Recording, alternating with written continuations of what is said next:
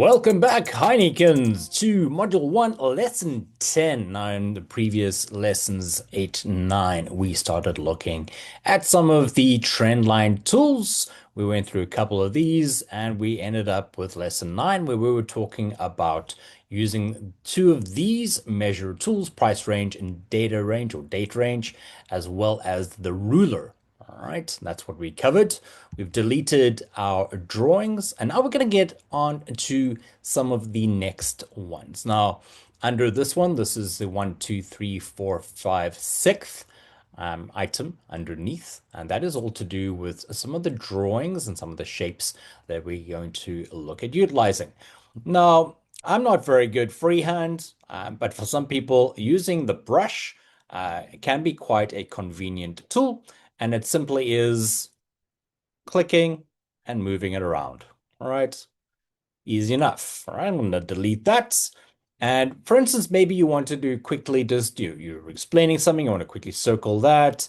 You want to just but have a look at this. You don't necessarily want to draw a trend line, etc. All right, so again, like all of these tools, once it is selected, you'll see those little blue and white little bubbles telling you that it is selected. Now, if I wanted to select this one, because I'm currently in the paintbrush tool, if I want to say, oh, I want to select this one so I can also edit it, like I could edit this one. If you click on that now, it just literally just drops another dot and you're going to end up with a whole bunch of dots. So it's a little frustrating. So for instance, you want to select this one, you're going to have to select one of your cursors. Again, I use the cross tool and you click on it, then it's selected. Now for me to select each of these and to say delete them, I just use the backspace key. Again, you can also just do that. You can, of course, go through all of the undo options up top here. All right. But now I wanted to say edit this one. I think that should still be the other dot. There we go. All right. So click on it because I'm using my cursor tool.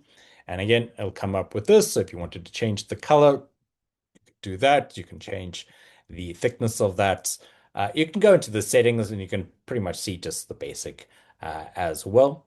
If you have a look at the background, that would be kind of like the fill if you were doing such a shape. So let's have a look at what would happen if we were to just draw kind of make sure you have that selected. If you just draw a straight line, you can change again the colors there. Let's go into the settings. Background, what is that going to do? Basically a little bit of the shading anywhere there's some sort of curve. So you don't necessarily need that, but again, you can change the styles there. You could change, again, instead of the baubles, you could have an arrow on the one side, or if you wanted the arrow on the other side. But again, we have got certain tools for drawing arrows. So for the moment, it's going to leave that as normal. Just know that, again, you can change and play around with anything. Again, if you wanted to change this one again, make sure that you got the circle tool. The cursor tool. That again, I've just drawn a dot again. How annoying. It is one of the little annoying intricacies of TradingView. I've selected it. I'm going to change that to a different color, etc., etc. Right. Now, for instance, you've drawn a whole bunch of things. You're like, oh, this is terrible. You could go through all the backspaces or the undos over here and bring back, blah, blah. Or you could simply just go to the trash can tool there. You can a little bit of a drop out there. And what you can do is remove three of the drawings, which are those three over there. Remove one of the indicators, which is volume, which we'll get into much later, or remove all of it as well. Remember, you can lock some of your drawings. So for instance, I did want to delete everything except for this one. I could lock this, all right?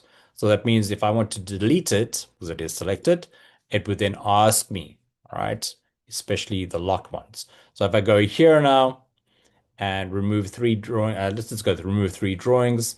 I haven't got that ticked on.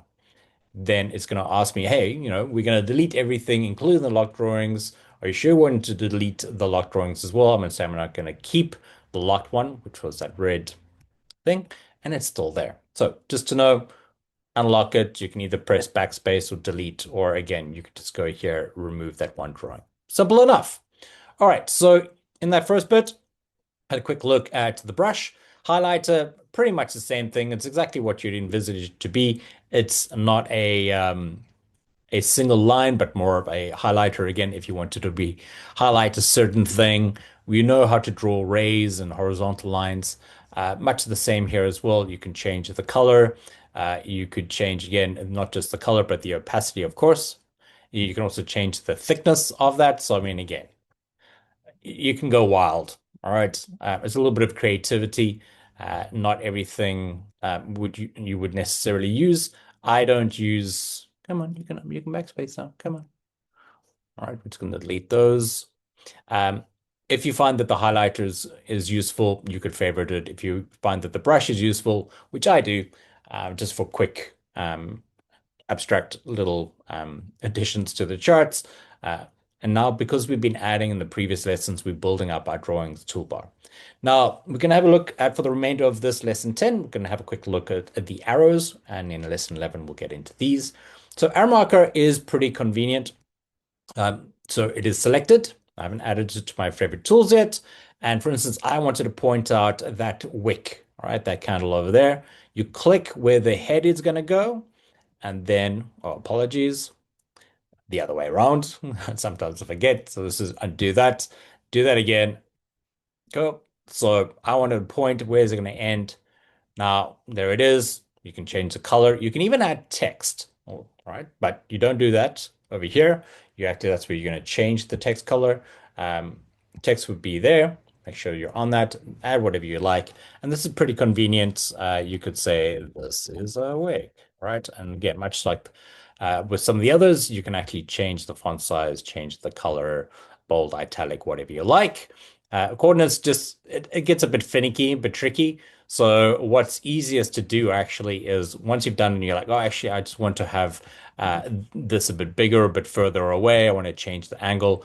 Click where you want to move the tail around. If you wanted to actually be like, oh, it's not this one. I want to talk about this one over there, but oh, that's just too big. Cool. Let's just do that. There we go. Much easier. Lovely. So arrow tool, pretty convenient with the arrow marker. And again, what you can do, play around with some of these. We're not going to get into detail with a lot of these. Click on the arrow, be like, cool, where do I want to start? Where do I want to end? Okay, a little bit of a different one. All right, so this gives you an actual arrow versus a marker, which is a little bit more like, hey, check this out. Much like with this one as well, you can go into the settings, you can change any of the things here. You can change it to a dotted line, dashed line, whereas the arrow marker, it's one solid body. Color you can change. But in terms of just the plain old arrow, pretty convenient. You can add in some text as well. We're going to make this slightly different. We'll go italic and we'll just say, why not? Just arrow. Why not? There we go. And there it is. Okay. So again, go into the settings. You can obviously put change where you'd like this. Do you want it on the bottom? Do you want it on the left-hand side of that arrow? And there it is. So again, you find this pretty convenient, then by all means do favorite that one. You're like, actually, I prefer that one. I'm going to take that off my list rather. Okay. And then these are pretty self-explanatory. So arrow up, bloop. All right. So if you wanted to point out, and again, you have to select it every time. Or again, if it's on your favorite toolbar, just make sure it's there. You're like, oh, another arrow. The other thing as well, which is pretty good, and this is from a Mac point of view. With PC, it should be fairly similar as well. It might well be control, but I'm hitting the command button, clicking on that indicator that I've just created, and it duplicates it. So you can literally just continue to duplicate. You can do the same with these. You can do the same with this. Again, I'm just hitting the command button and clicking with my mouse and dragging, and then it's done. All right, so I'm just going to quickly just do those, undo those. Now, just again, like with the others as well, I'm going to select that using my cursor tool. If you have a look at here, you can change, and again, there will be some text with it because if that's an option, then you know when you go into settings, there's going to be some text. And let's go simple as well, up. All right, and there it is, done. It might be, you might write something like buy or look at this or whatever else it might be. Pretty convenient, as well as then pretty much the opposite of that. There it is. All right. And again, most of the time these arrows up are used as green as an indication that thing is moving up. You could just use it as an arrow marker or an arrow as it is, but the stock standard color, default color for the ups is green and for the downs is red, generally because they are used to denote upwards movements or buy areas or perhaps even sell areas as well. So again, you can go into the settings, add in, whatever you like, just very simply as down. And that is it.